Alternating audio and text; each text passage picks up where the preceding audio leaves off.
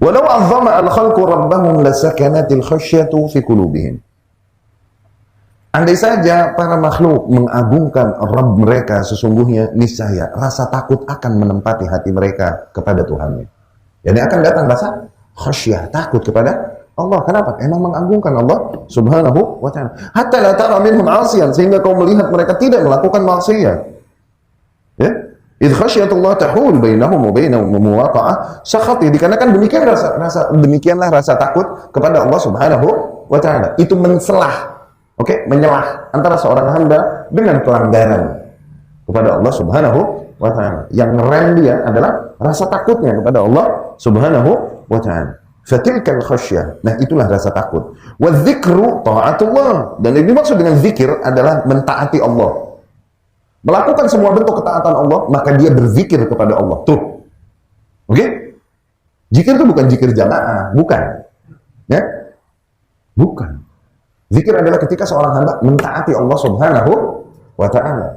Ketika dia menerapkan tauhid di dalam kehidupannya, maka dia berzikir kepada Allah. Ketika dia mengingkari kesyirikan, maka dia sedang berzikir kepada Allah. Ketika dia mentaati, mengikuti sunnah Rasulnya sallallahu alaihi wasallam, dia mentaati Allah, sedang berzikir kepada Allah.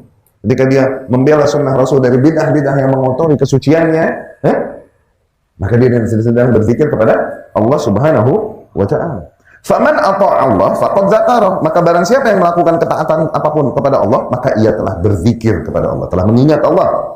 Wa man lam yuti'hu falaysa bidzakir, dan barang siapa yang tidak mentaati Allah, maka ia bukanlah orang yang berzikir. Wa in aktsara at-tasbih wa tilawatil Quran. Kalaupun banyak dia mengucapkan tasbih, banyak dia membaca Al-Quran, tapi dia tidak mentaati Allah, maka dia bukan orang yang berzikir kepada Allah Subhanahu wa ta'ala.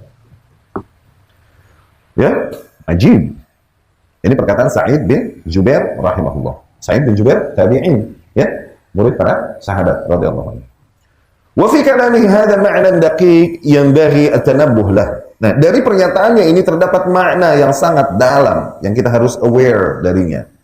Wa huwa anna al-'abda la yu'sillaha illa idza ghaba 'an qalbihi muraqabatullah. Bahwasanya seorang hamba tidaklah ia melakukan kemaksiatan kepada Allah kecuali dikarenakan hilangnya dari hatinya rasa muraqabah kepada Allah. Muraqabah tadi apa? Kesadaran akan pengawasan Allah Subhanahu wa ta'ala. Wa dhahala 'an kaunillahi ma'ahu yasma'uhu wa yarah. Ya? Ia lengah dari keberadaan Allah yang senantiasa bersamanya, senantiasa melihatnya dan mendengarnya. Wastaula alaihi tuqan nafsihi lil ma'siyah, dan akhirnya didominasilah dia oleh keinginan hatinya untuk berbuat maksiat. Wa syudda ilaiha qalbuhu syadda, ditarik hatinya menuju maksiat tersebut. Lakinnahu mata dzakara ittila' Allah alaihi intaha. Tapi ketika ia langsung mengingat betapa Allah senantiasa mengawasinya, langsunglah dia niscaya yang ngerem dirinya dari maksiat tersebut. Allah Subhanahu wa ta'ala berfirman, alam ya'lam bi anna Allah yara. Tidakkah mereka mengetahui bahwa sesungguhnya Allah Maha melihat? Ya. Maka dibilang inna salata tanha 'anil fahsya wal munkar. Tuh, sesungguhnya salat mencegah perbuatan keji dan munkar. Kalau salat berarti tercegah kita dari perbuatan keji dan munkar. Tapi kita tahu betapa banyak orang yang kita tahu dia rajin salat, tapi kekejian, kemungkaran terjadi padanya. Ya? Bukankah Allah bilang salat mencegah perbuatan keji dan mungkar? Misalnya jadi seseorang yang khianat, ya, atas amanah yang ada padanya, korup, misal. Kita tahu dia haji nih, rajin sholat bareng sama kita, ya. Tapi kok masih melakukannya? Kenapa? Bukankah sholat mencegah perbuatan keji dan mungkar? Sholat yang kayak gimana? Itu jawabannya. Ya? Bukan sholat yang senang sehari 5 waktu, ya kan? Head, shoulder, knees and toes. Nah, head, shoulder, knees and toes. Bukan. Tapi sholat yang orang memahami apa yang sedang dibaca. Dia pahami siapa yang dia hadapi. Dia paham apa yang dia mohonkan pada Allah Subhanahu wa ta'ala. Bukan zikir-zikir yang hanya membasahi lidah tanpa dia pahami maknanya sehingga tak berefek di hatinya. Itu pun orang udah paham masih terjadi padanya maksiat. Karena iman naik tuh.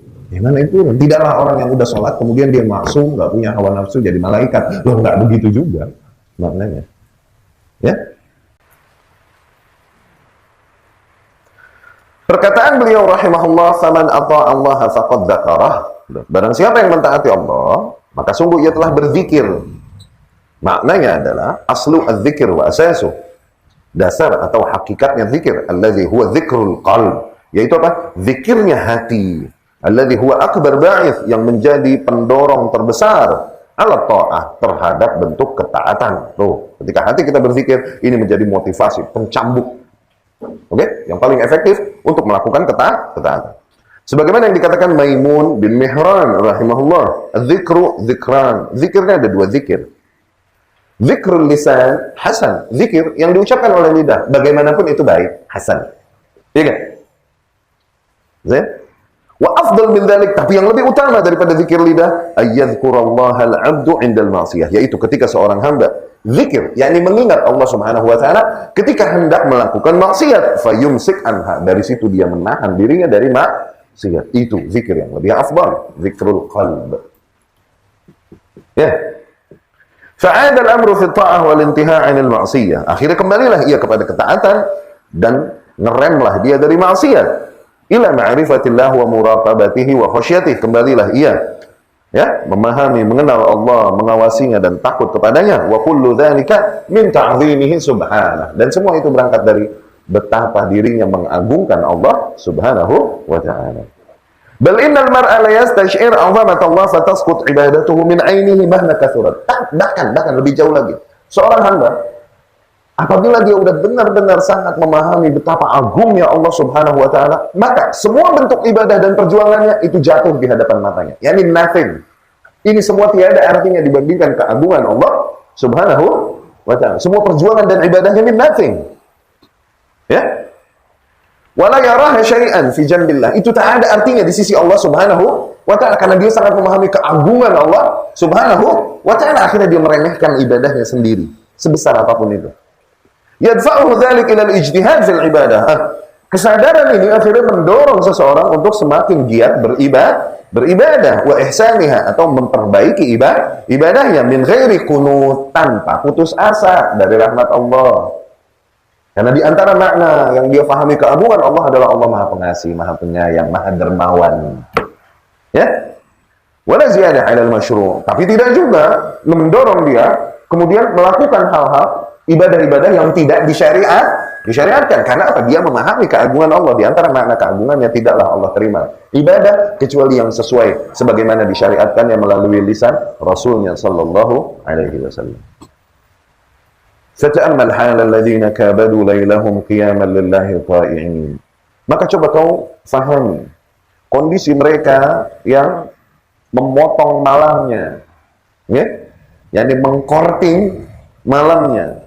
Dikarenakan mereka bangun malam bertahajud, mentaati Allah Subhanahu wa ta'ala. Kaifa khatamu ibadatahum bil istighfar? Bagaimana mereka menutup ibadah mereka, yakni ketika sahur mendekati subuh, dengan banyak-banyak beristighfar kepada Allah Subhanahu wa ta'ala. Min taqsirihim wajilin. Dikarenakan mereka sangat malu dari kekurangan-kekurangan yang ada pada mereka. Allah berfirman menceritakan tentang kondisi hamba-hambanya yang sifatnya demikian. Allah berfirman, kanu qalilan minal laili ma yahja'un. Sesungguhnya mereka tidaklah tidur di sebagian malam. Yani kebanyakan manusia tidur di waktu itu. Mereka tidaklah tidur di sebagian malam. Wa bil ashari hum yastaghfirun. Dan di waktu-waktu sahur senantiasa mereka beristighfar kepada Allah Subhanahu wa ta'ala. Dia tidak tidur di sebagian malam. Ngapain? Salat malam, bukan nonton bola, itu makhluk. Ya. Ya. Wa an Utbah ibnu Abdin qal, bahwasanya Rasulullah sallallahu alaihi wasallam bersabda, "Law anna rajulan yajurru ala wajhihi min yaumi wulid ila yaumi yamut haraman fi mardatillah azza wa jalla la haqqarahu yaumil qiyamah." Ya, andai saja seseorang sejak dia lahir sampai mati, sejak dia lahir sampai mati, dia seret mukanya di tanah sebagai bentuk ibadahnya kepada Allah Subhanahu wa ta'ala sejak lahir sampai mati, nanti di hari kiamat tetap aja dia melihat semua perjuangan itu hina, tak ada artinya di hadapan Allah Subhanahu wa ta'ala, kalaupun sebesar itu perjuangannya. Wa ala hadza fala yanbaghi lil 'abdi an yufariq ta'ata rabbih. Maka dari sini tidaklah layak bagi manusia meninggalkan ketaatan kepada Rabbnya. Au yuqassir fi syukrih, atau kurang bersyukur kepada Rabbnya. Mustasyiran minhu amnan lima yara min ni'amillahi sabighah alaih. Kepedean dengan keamanan dan seluruh nikmat Allah yang ada pada dirinya. Dari situ dia kurang taat kepada Allah, kurang bersyukur kepada Allah. Ya. Wa muqaddiran annahu radin minhu bil yasir min at-ta'ah. Dikarenakan dia mengira bahwasanya Allah telah meridhoinya hanya dengan melakukan sedikit ketaatan ini. Allati tuwafihi min nafsihi, yang dapat dia lakukan pada dirinya. Sesungguhnya Allah Subhanahu wa taala berfirman, "Afa aminu makrallah?" Apakah ia pede dari makar Allah? Tuh, Allah pun bermakar, berpropaganda.